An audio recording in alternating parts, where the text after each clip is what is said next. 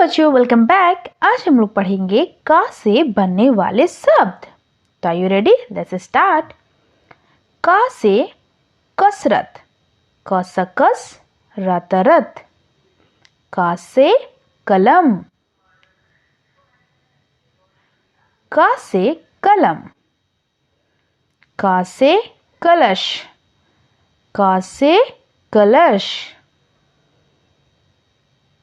का से कमल, क से कमल। का से काम, का से काम। क से किताब, क से किताब। क से कदम, क से कदम। क से कवि, क से कवि। क से कला, क से कला।